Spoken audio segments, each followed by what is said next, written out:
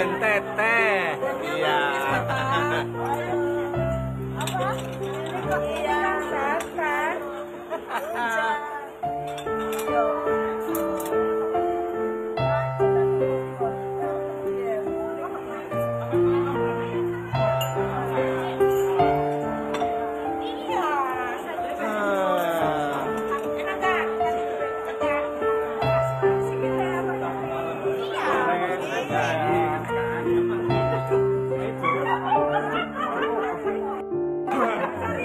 Perlu digoyang mejanya.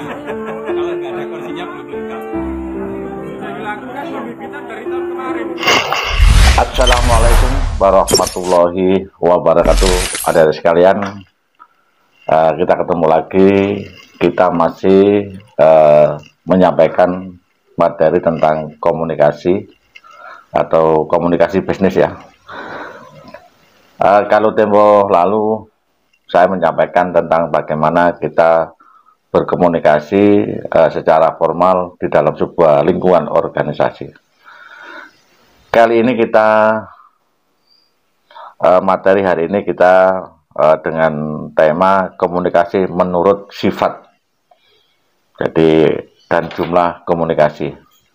Ini adalah materi hari ini, jadi komunikasi menurut sifatnya. Apa yang menjadi sifat dari komunikasi? Yang pertama, bahwa komunikasi itu ada 3 sifat atau ya, yang mana ada komunikasi antar pribadi, kemudian ada komunikasi kelompok, dan yang ketiga ada komunikasi massa. Oke, kita jelaskan pelan-pelan ya, agar kita bisa memahami. Komunikasi antar pribadi atau sering disebut KAP ya, KAP. Jadi KAP itu komunikasi antar pribadi. Nah, KAP adalah komunikasi yang berlangsung antara 2 orang atau lebih, baik secara terorganisasi maupun pada kerumunan orang. Komunikasi antar 2 orang dalam situasi tatap muka disebut diadik.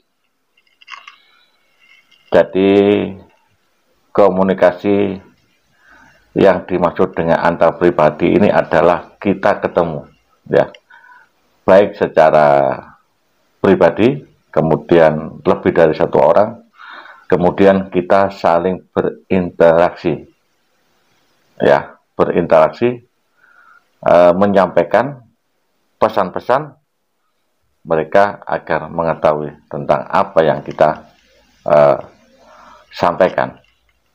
Jadi kalau Anda berkomunikasi di kelas atau di mana saja, ketemu 1 orang atau lebih, maka kita bercakap-cakap, yang mana ini bisa disebut kebenaran atau komunikasi antar pribadi. Kemudian yang kedua ada komunikasi kelompok ya. Ini kalau kelompok, ini komunikasi kelompok adalah komunikasi yang berlangsung antara beberapa orang dalam satu kelompok kecil, seperti dalam rapat, pertemuan, konferensi, dan sebagainya. Jadi kalau kita melihat di sini, kepentingan komunikasi kelompok ini adalah ketika kita dalam suatu wadah ya, kelompok, kemudian kita menyampaikan atau seperti meeting, seperti rapat ya, konferensi ya, atau pemilihan kelas. Di dalam kelas kita berdiskusi, ini adalah yang disebut komunikasi kelompok. Kita diskusi sehingga kita menemukan titik temu dalam sebuah kegiatan. Selanjutnya ada komunikasi massa. Jadi kalau komunikasi massa ini adalah sebuah komunikasi ya, massa yang menggunakan media massa. Jadi kalau kita menggunakan media massa, baik cetak, elektronik, yang dikelola oleh suatu lembaga yang ditujukan kepada jumlah besar orang yang tersebar di banyak tempat. Jadi kalau kita melihat tag ini, komunikasi massa itu adalah ketika kita itu di dalam sebuah perkumpulan massa banyak ya, seperti orang demo ya, seperti Anda ada acara momen, mestikan ada sebuah event dan sebagainya, maka kita bertemu dengan orang lain dengan banyak massa, kemudian dengan tujuan massa ini bisa dilihat atau tersebar di seluruh penjuru atau dengan tujuan yang lebih besar. Ya, termasuk di dalamnya adalah menginformasikan kepada masyarakat banyak agar di sini ada kegiatan semacam ini seperti demo, dan kemudian untuk mempengaruhi mereka agar mereka ada interaksi dengan kita. Maka itu kita sebut pertemuan massa dengan kelompok massa dengan menginformasikan. Kemudian selanjutnya kita berbicara tentang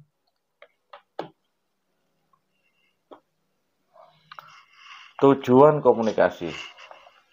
Jadi kita pasti ya, setiap suatu komunikasi dengan orang lain, kita punya tujuan agar tujuan kita tersampaikan. Karena setiap kegiatan itu kita arahnya, kita tujuannya kemana, arahnya kemana. Ya. Oke, kita tujuan komunikasi antar pribadi harus sebagai berikut. Ini menurut Purwanto ya.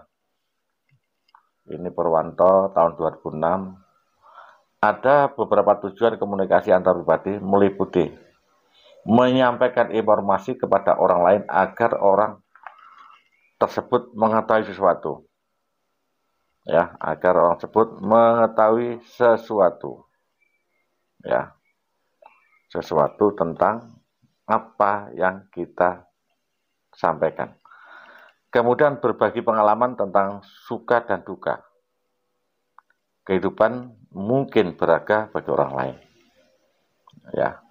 Jadi Anda bisa ketika Anda menyampaikan informasi atau berbicara dengan orang lain, komunikasi, apa yang Anda sampaikan. Menumbuhkan simpati, sikap positif untuk ikut merasakan apa yang dirasakan oleh orang lain. Juga yang selanjutnya melakukan kerjasama untuk mencapai tujuan tertentu untuk memberikan manfaat kedua belah pihak. Menceritakan kekecewaan, kekesalan pada orang lain sehingga dapat mengurangi beban pikiran. Menumbuhkan motivasi untuk melakukan sesuatu yang kita sesuatu yang baik dan positif. Oke, saudaraku, saudara sekalian. Nah, kita sekarang secara universal menyampaikan bahwa di dalam ilmu komunikasi tentu saja ada teknik-teknik bagaimana kita menyampaikan sebuah informasi kepada masyarakat atau pribadi atau secara global. Ya, jadi kalau kita setiap hari atau Pak Samsul menyampaikan di kelas, maka saya sebutkan tadi saya menyampaikan informasi secara person Samsul kepada kelompok, ya kelompok kecil dalam sebuah kelas.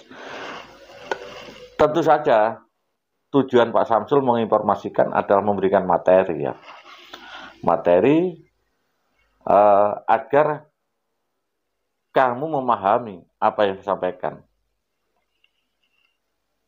dan mengerti.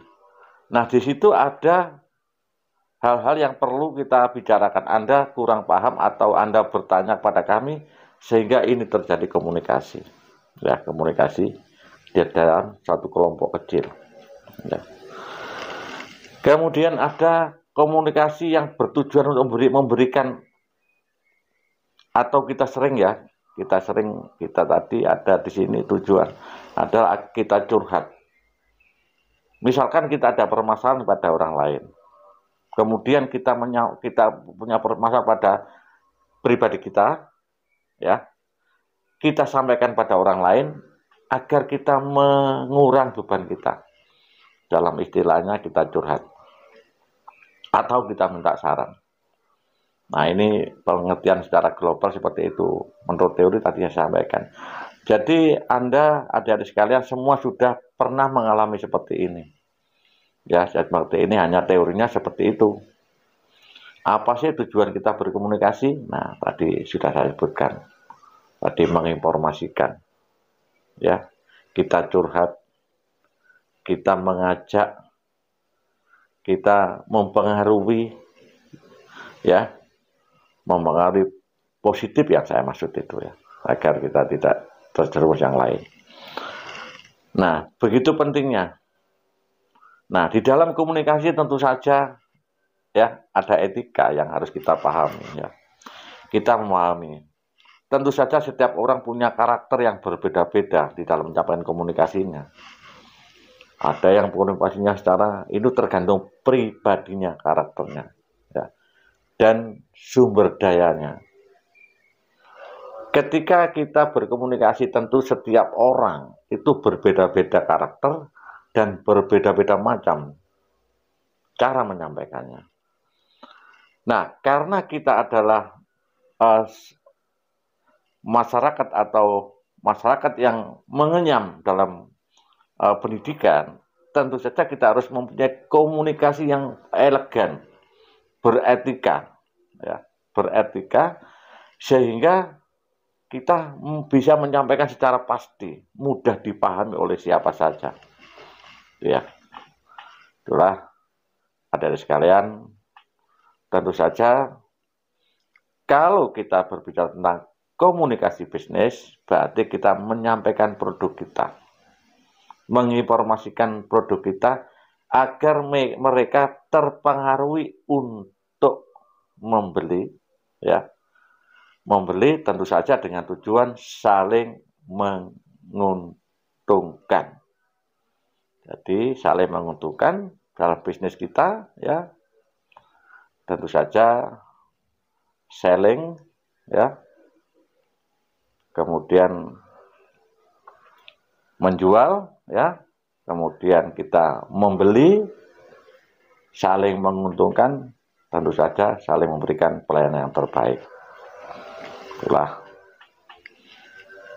tujuan kita berkomunikasi, baik secara pribadi maupun secara kelompok, yang mana ketika dengan kelompok pasti kita terorganisir dengan baik. Kalau secara pribadi, maka kita menyampaikan apa yang keluar dari kita. Apa yang kita sampaikan itu mendapatkan pesan, dan tentu saja harapan kita adalah timbal balik. Saya kira itu adik sekalian. Selamat berpuasa, ya. Mudah-mudahan puasa kita diterima oleh Allah. Tentu saja kita tetap harus semangat. Kita harus semangat, kita harus bekerja keras agar cita-cita kita akan tercapai. Dan tentu saja sukses Anda adalah sukses kami. Assalamualaikum warahmatullahi wabarakatuh.